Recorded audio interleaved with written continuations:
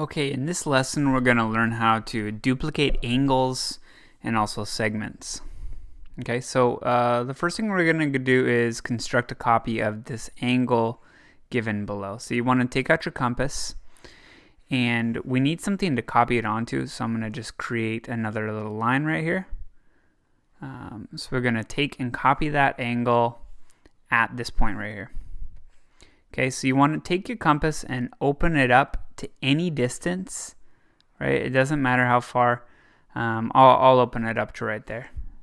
And I'm going to go ahead and change this color just for when I'm doing the constructions. Okay, and so then you want to swing an arc, just like that. Okay, what you want to do next is take that same arc and bring it over to wherever you're copying the angle. Okay, and then swing that arc. Okay. From here, you want to take your compass and place it at the intersection of both sides of the angle. Okay, so something like this. So something like that, right? Where the angle, where our mark touches the angle on both sides. And you want to just mark that distance. You don't actually need to swing anything, right? But I'm going to basically mark that distance. You're going to then take that same distance and bring it over here, right? And then swing back around and mark off that distance, right? Okay, and so then that's pretty much the construction. All we need to do from there is to take and go from the vertex to this intersection point, right? And we've successfully duplicated our angle, right? So what we're saying now is that this angle is congruent to this angle. Okay, so that's that construction. Okay, in this next construction, we're going to take and make an angle that's twice as big as this angle. Okay, so we want to create a place to do this. So we'll get another line here. Right, this will be our vertex point. Okay, and now we're going to take our compass, and it makes sense to duplicate this angle off of basically the same angle for the time being. Okay, so we're going to grab this distance, any distance here, and then swing a nice big arc. Okay. And then we want to get the distance between the sides of the angle. So here and right, I'm almost there. Something like that, right? Grab that distance, and we're going to bring that distance up here and go ahead and swing an arc. Right, so we're duplicating this angle. Okay, now we can mark double the original angle with that. Okay, and if you wanted to, you could then take that angle and copy it onto here, but I think we're probably okay. Right, so that's the idea there. Okay.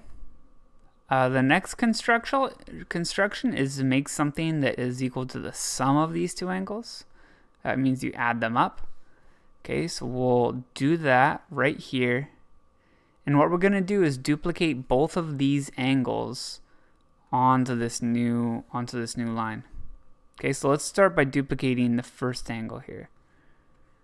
Okay, so grab an arc, swing all the way through. And then we want to grab this distance.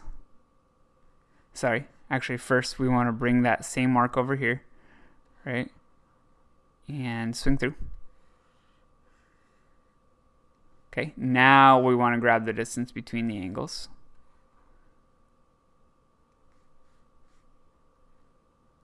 Okay, so this is a little bit hard for me to get with my compass here, but I'll trying my best. So something about like that, right? Mark that distance, just bring it over here, flip it around, got it, and then mark it like this.